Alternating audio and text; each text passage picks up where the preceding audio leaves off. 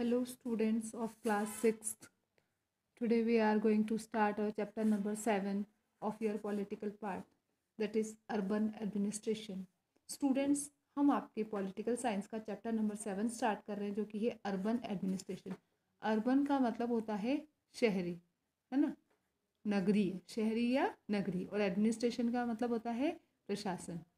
अच्छा बच्चों, आपको पता है कि जो गांव जो होता है वो सिटी से बहुत ही छोटा होता है ना, ये सिटी की जैसा बड़ा फैला हुआ होता है, तो वहाँ पर तो एडमिनिस्ट्रेशन फिर भी इतने ज़्यादा वो ज़रूरत नहीं पड़ती है कि आपको एडमिनिस्ट्रेशन प्रॉब्लम आती है। लेकिन जो सिटीज़ होती है वहाँ पर तो जो मार्केट्स होते हैं वहाँ पर बहुत सारी भीड़ होती है, वाटर है, इलेक्ट्रिसिटी और दूसरी जो भी फैसिलिटीज़ है ना, जैसे व्हीकल्स है, ट्रैफिक को कंट्रोल करना है, हॉस्पिटल है, स्कूल है, लाइब्रेरीज है, तो ये सारी बहुत सारी चीज़ें ये सारी उसमें होती है। तो क्या कभी आपके दिमाग में ये आया है कि ये सारी जो होते हैं स्कूल, हॉस्पिटल या ट्रैफिक को कंट्रोल करना या व्हीकल्स से रिलेटेड है या इलेक्ट्रिसिटी को प्रोवाइड करवाना, ये सारी किसकी जिम्मेदारी है ना? क्या आपको कभी आश्चर्य नहीं हुआ कि क्या ये सारे जो बिल्स वगैरह आपके घर पे बन के आ जाते तो ये सारे डिसीजंस लेता कौन है, कैसे इसकी प्लानिंग होती है, कौन कौन ये काम करने में इन्वॉल्व होता है, शामिल होता है ना? तो अगर आप इस चैप्टर को, ये जो अर्बन एडमिनिस्ट्रेशन वाला चैप्टर है, आप इसको पढ़ेंगे तो आपको अपने सारे क्वेश्चंस के आंसर आपको इसमें मिल जाएंगे। Sarita and her friend Rajesh, Rehan and Shahnaz were playing cricket on in the street on one lazy Sunday afternoon. Sarita और उसके फ्रेंड जो है वो एक दिन संडे को दोपहर में क्रिकेट खेल रहे थे। Shahnaz was still batting although Rajesh had bowled a good over and he had almost manage to get her out. Shahnaz जो है वो अभी तक बैटिंग कर रही थी और राजेश जो है उसने एक अच्छा ओवर दिया, वो बॉलिंग कर रहा था और उसने उसे आउट कर दिया। Eventually he got frustrated and bowled a short ball. फिर धीरे धीरे वो क्या होता है, फ्रस्ट्रेट चिढ़ जाता है ना, और वो क्या करता है, शॉर्ट बॉल डालता है, hoping that Shahnaz would hit it for a catch which was easy. और फिर शहनाज उसको हिट करती है तो वो क्या हो जाता है, ईजी हो जाता है कैच करने के लिए। Rather the street light broke as the ball was hit so hard and high by her. लेकिन वो सोचती है कि ईजी है तो कैच आराम से हो जाएगा, लेकिन वो बॉल तो क्या होती है, ऊपर चली जाती है और जो स्ट्रीट की जो लाइट होती है, गली में जो लाइट्स लगी होती है ना, उसके ऊपर जाके लग जाती है। Oh no, see what I done, देखो मैंने क्या कर दिया। शहनाज चिल्लाती है, स्क्रीम करती है, yes we forgot to make a rule that if you break the street light you are out automatically. तो फिर वो कहता है, राजेश कहता है, यस हाँ हमने ये रूल बनाना तो हम भूल ही गए कि जो भी स्ट्रीट लाइट को तोड़ेगा वो तो ऑटोमेटिकली आउट हो जाएगा। Sarita, Rehan and Shehnaz told Rajesh he'd better stop thinking about the wicket as the major point of concern at that time was the broken street light. तो सरिता, रेहान और शहनाज जो है वो राजेश से कहते हैं कि अच्छा होगा अगर वो विकेट के बारे में सोचना छोड़ दे और जो मेन जो पॉइंट है वो ये देखे कि जो जो ये जो टाइम है जो स्ट्रीट लाइट के टूटने का, उस टाइम मेजर इम्पोर्टेंस किसको देनी चाहिए वो सोचे। They were more worried about the current situation, और जो सिचुएशन होती है फिर वो सोचकर और भी ज़्यादा चिंतित हो जाते हैं। It was only last week that they had spend their entire pocket money to get Meeta Mausi's window replace which they had broken while playing. कि पिछले सप्ताह ही तो उन्होंने जो मीता मौसी है उनकी जो खिड़की तोड़ी थी तो उसका ग्लास ठीक करने में उन्होंने अपनी सारी पॉकेट मनी लगा दी थी। Will they again have to pay for the expense that will occur for the repair or the replacement of the street light? अब फिर से उनको पे करना पड़ेगा वो स्ट्रीट लाइट को रिपेयर करवाने के लिए, उसको रिप्लेस करवाने के लिए। But to whom would they pay this amount? फिर वो सोचते कि पर वो पैसे दे किसको? The street light are under whose ownership, किसकी होती है ये street lights? Who is responsible for getting them change, कौन इनको जिम्मेदार है कि वो इनको चेंज करेगा? They ran to Shehnaz's house as it was closest and explained her mother what had happened exactly. तो वो फिर शहनाज के घर भाग कर जाते हैं और वहाँ पर उसकी मम्मा को सारी बात बताते हैं। I don't really hold detailed knowledge about this thing. तो वो कहते हैं कि मुझे सच में ऐसा कुछ पूरा तो नॉलेज पता नहीं है, बट यस लेकिन हाँ, it is the cities municipal corporation, that is कि ये सिटी का म्यूनिसिपल कॉरपोरेशन होता है जो कि ये सारे काम करता है for replacing the light on the street, जो ये सारी लाइट्स चेंज करवाता है। The best person would be Nazia khala to ask about this situation. ये अच्छा होगा अगर आप नाजिया खाला से इस बारे में पूछें। She just retired from the municipal corporation. वो अभी अभी ये जो म्यूनिसिपल कॉरपोरेशन है वहाँ से रिटायर हुई है। Go and consult her and Shahnaz come back home soon said Shahnaz mother. कि जाओ और आप उनसे पूछो और शहनाज जल्दी घर आ जाना, ये शहनाज की मम्मा उससे कहती है। Shehnaaz mother and Nazia khala were good friends, both of them lived in the same lane. Shahnaz की मम्मा और नाजिया खाला जो वो बहुत अच्छी दोस्त थी और दोनों एक ही लाइन में रहती थी। As soon as the children reached khala's house, जल्दी से जल्दी बच्चे खाला के घर पहुंचते हैं। All at once they began to tell her what they had happen, और सभी एक साथ उनको बताना शुरू करते हैं कि हुआ क्या था। They question about the street light which got broken, फिर वो जो स्ट्रीट लाइट टूट जाती है उसके बारे में क्वेश्चन करते हैं। टू विच नाजिया खाला लाफ्ड एंड सेड, तो उस पर नाजिया खाला हंसती और कहती है the money can not be paid to only one person, ये पैसा आप किसी एक पर्सन को नहीं से दे सकते हो।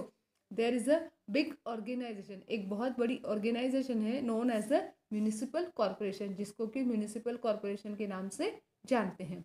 which not only take care of street light but of other issues like garbage collection, water supply, cleanliness of the street and the market etc. as well। कि वो ना केवल स्ट्रीट लाइट की देखभाल करती है बल्कि वो तो दूसरे, लेकिन जो दूसरे इशू होते हैं जैसे कि कचरा जो कलेक्ट करना वो है, वाटर की सप्लाई करना, गलियों की सफाई करवाना, मार्केट्स की सफाई करवाना, ये सारे काम भी म्यूनिसिपल कॉरपोरेशन ही करवाता है। अच्छा, आप बता सकते हो 3 डिफरेंट टास्क जो म्यूनिसिपलिटी करवाती है? तो यहीं से ले लो, वाटर सप्लाई, गार्बेज कलेक्शन और क्लीनिनेस ऑफ द स्ट्रीट। हो गए तीनों काम आपके। ठीक है, अब सरिता रिस्पॉन्ड करती है। सरिता बोलती है I have heard about the municipal corporation, मैंने सुना है म्यूनिसिपल कॉरपोरेशन के बारे में। Signs have been put up by them to inform people about malaria around the city, उनके द्वारा साइन लगाए गए थे जब सिटी में मलेरिया था तब लोगों को इन्फॉर्म करने के लिए। नाजिया खाला कहती है, नाजिया खाला said yes you are quite correct, तो बिल्कुल सही हो। The municipal corporation also hold the responsibility for ensuring that no disease breakout, municipal corporation की ये भी जिम्मेदारी होती है कि कोई भी बीमारी ना फैले। School, hospital and dispensaries are also run by them, उन्हीं के द्वारा स्कूल, जो गवर्नमेंट स्कूल होते हैं वो, हॉस्पिटल और डिस्पेंसरीज यानी प्राथमिक चिकित्सालय वो सब चलाए जाते हैं। And also makes gardens and maintains them, और वही गार्डन्स वगैरह भी बनाते हैं और उनको मेंटेन करते हैं। She then added there is a municipal corporation in a city Pune as it's a big city but it is known by the name municipal council in the smaller towns, कि हमारे यहाँ पर तो म्यूनिसिपल कॉरपोरेशन यानी कि नगर निगम है Pune city में, क्योंकि ये बहुत बड़ा सिटी है, लेकिन इसको जो छोटे टाउन होते हैं वहाँ पर म्यूनिसिपल काउंसिल के नाम से भी जाना जाता है। The ward councillor and administrative staff, कि वार्ड काउंसिलर और एडमिनिस्ट्रेटिव स्टाफ क्या होता है उसके बारे में हम पढ़ते हैं। शहनाज दनाज, फिर से शहनाज पूछती है Nazia khala I am inquisitive where a park should go is decided by whom, कि मुझे ये पूछना है कि मुझे जानना है कि एक पार्क कहाँ होना चाहिए, ये कौन डिसाइड करता है। When you worked in the municipal corporation did you also had to make such interesting decision, क्या जब आप म्यूनिसिपल कॉरपोरेशन में काम करती थी आपने भी कोई ऐसे डिसीजन, ऐसे कोई निर्णय लिए हैं? नो शहनाज, तो वो कहती है नहीं Shahnaz, I just worked on pay slip as I was working in the account officer of the corporation, कि मैं तो सिर्फ पे स्लिप पर काम करती थी, मुझे तो उसके लिए सैलरी मिलती थी, मैं तो अकाउंट्स ऑफिस में काम कर रही थी। A lot of work is done and a lot decision are taken by the municipal corporation in order to keep the city clean as the cities are usually quite large, कि cities जो है बहुत बड़ी होती है और उसके लिए बहुत सारा काम भी होता है, बहुत सारे डिसीजंस भी लिए जाते हैं म्यूनिसिपल कॉरपोरेशन के द्वारा ताकि सिटी को क्लीन रखा जा सके। The ward councillor take the decision like where a park और a new hospital should be made, जो वार्ड काउंसिलर होता है वही ये डिसीजन लेता है कि कहाँ पर पार्क बनाना चाहिए, कहाँ नया हॉस्पिटल होना चाहिए। The ward councillor get elected for different parts in which the city is divided into, कि सिटी जो है वो अलग अलग वार्ड में डिवाइड होती है और उन वार्डों से अलग अलग जो है वो काउंसिलर आते हैं। The groups of councillor form committee to decide and debate on issue to take the complicated decisions that affect the entire city.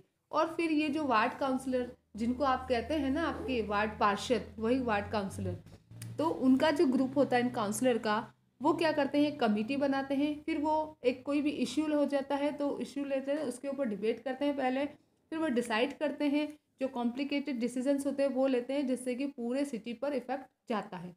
जैसे कि फॉर इंस्टेंस जैसे कि आप एक एग्जांपल ले सकते हो, डिसीजंस ऑन इश्यूज, ऐसे इश्यूज पर डिसीजन लेना, जैसे कि बस स्टैंड को इम्प्रूव करवाना है, रेगुलर जो गार्बेज की क्लियरिंग होती है वो, है ना, जो क्राउडेड मार्केट प्लेस होते हैं वहाँ पर कचरा साफ करवाना, कोई भी नाला है कोई भी, उसको क्या करना, साफ करवाना, जो कि पूरी सिटी को कट कर रहा है। ये सारे जो डिसीजंस हैं वो आपके म्यूनिसिपल कॉरपोरेशन या जो कमेटी होती है काउंसलर्स की, वो लेती है। The work which is needed to be done is decided by these committee for water, garbage collection, street lighting। और ये जो काम होता है, जो जिनकी ज़रूरत होती है डिसाइड करने की, जिनके लिए ये इनके लिए कमिटीज़ होती है, वाटर के लिए कमेटी, गार्बेज कलेक्शन के लिए, स्ट्रीट लाइटिंग के लिए, वो सारा ये काम करते हैं।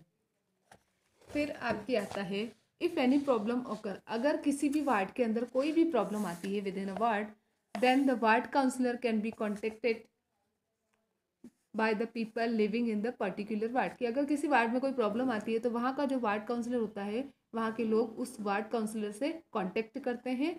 फॉर इंस्टेंस जैसे कि the local councillor can help them to get in touch with the electricity authority if there are dangerous electrical wire hanging down. कि अगर किसी वार्ड में कोई इलेक्ट्रिक वायर लटक रहे हैं तो वहाँ का जो वार्ड काउंसलर होगा, लोकल जो काउंसलर है, वो उनकी हेल्प करता है इलेक्ट्रिसिटी जो अथॉरिटी होती है वहाँ तक जाने में, कि जो कि डेंजरस हो सकते हैं, तो उनको हटवाने में। The commissioner and the administrative staff implement the decision taken by the councillors committee and the councillors और द रिस्पेक्टिव इश्यूज।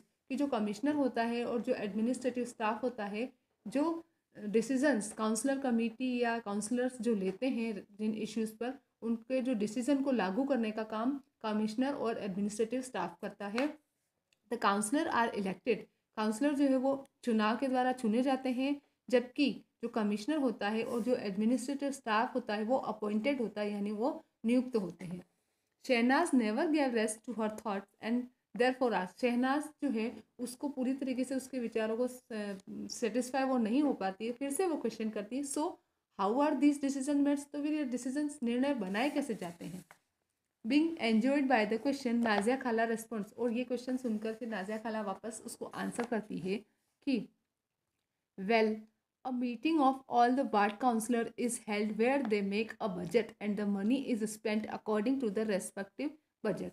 कि क्या होता है कि सारे जो वार्ड काउंसलर होते हैं उनकी मीटिंग होती है, ठीक है, मीटिंग में वहाँ पर एक बजट बनाया जाता है और फिर उस बजट के अकॉर्डिंग कौन सा पैसा कितना कहाँ खर्च करना है ये बताया जाता है। इट इज़ मेड श्योर, फिर ये श्योर भी किया जाता है कि जो उनके वार्ड की जो डिमांड्स हैं, that the demands of the wards are placed before the entire council by the ward councillor. और जिस वार्ड की जो प्रॉब्लम होती है या जो इश्यूज होते हैं, जो डिमांड होती है, वो वार्ड काउंसलर्स के सामने हर एक वार्ड वाला जो वार्ड काउंसलर होता है वो रखता है।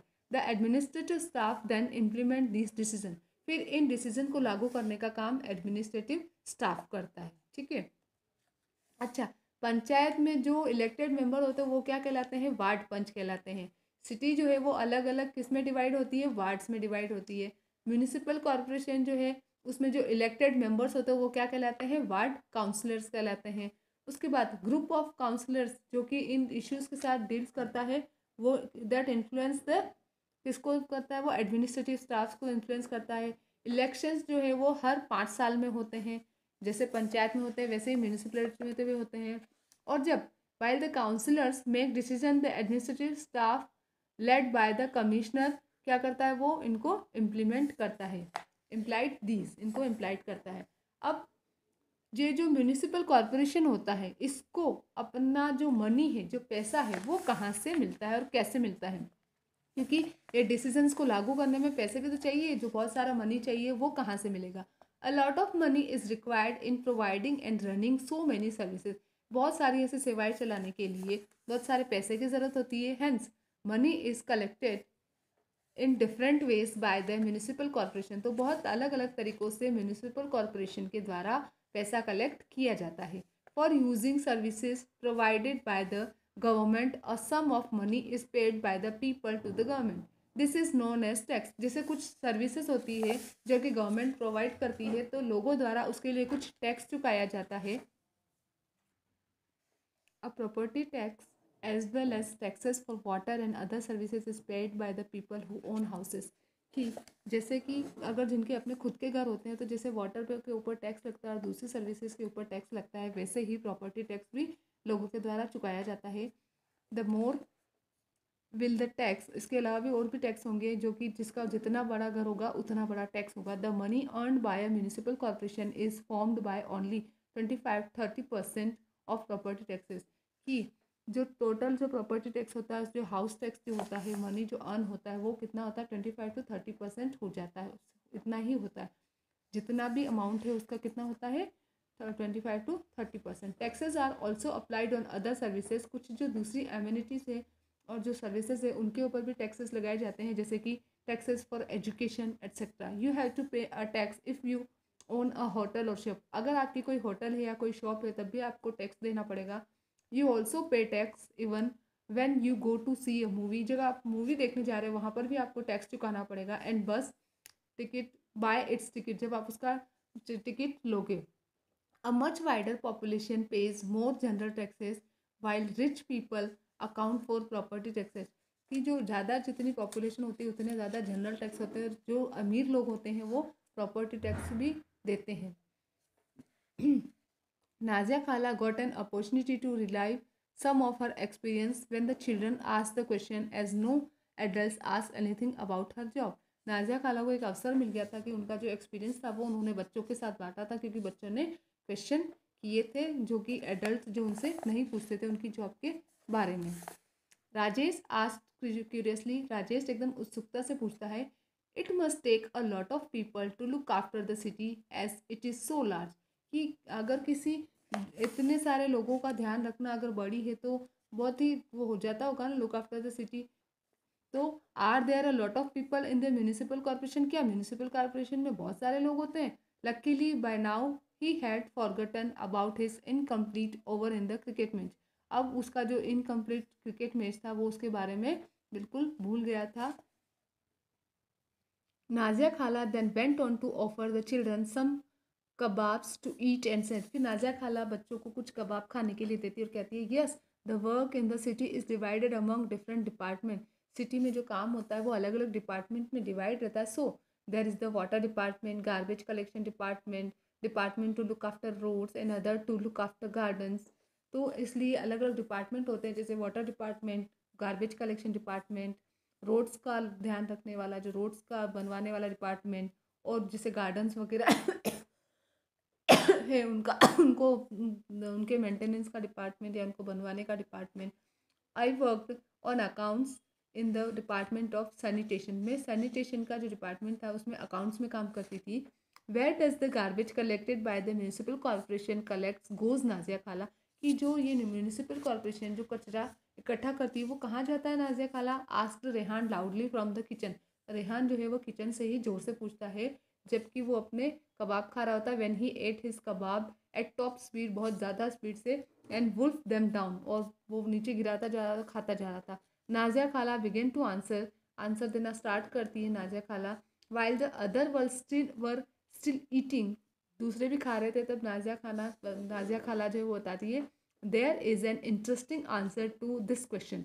इस क्वेश्चन का एक बहुत ही बड़ा इंटरेस्टिंग आंसर है. You already know that you can usually find garbage on the street lying all over. तुमको भी पता है कि इधर उधर तुमको गली में कचरा पड़ा हुआ दिखता है, तुम जानते हो. They are used to be garbage lying all over in our neighborhood earlier, and if this was not collected it attract dog, rat, flies, mosquitoes and germs. कि आपने देखा सब कचरा, और अगर आप उसको कलेक्ट नहीं करते हैं तो ये जो कुत्ते हैं, बिल्लियां हैं, कुत्ते हैं, चूहे हैं, मक्खियाँ हैं, मच्छर है, कीटाणु हुए, ये सब उसके ऊपर आ जाते हैं. People also get ill from the smell. और उसकी इतनी खराब गंदी स्मेल होती है कि लोग उससे बीमार हो जाते हैं. Children even stop playing cricket in the street. गलियों में लोग बच्चे जो हैं वो क्रिकेट खेलना बंद कर देते हैं. क्यों? Because their parents were afraid. उनके जो पेरेंट्स मम्मी पापा होते हैं वो अफ्रेड हो जाते हैं, डर जाते हैं कि वो सिक हो जाएंगे, बीमार हो जाएंगे from staying on the street for long duration. लंबे टाइम तक अगर वो गली में रहेंगे तो वो मच्छरों के काटने से या कीटाणुओं की वजह से बीमार हो जाएंगे। At one point the things become really bad, और एक टाइम पर चीज़ें जो है बहुत ही बुरी कंडीशंस में हो जाती है।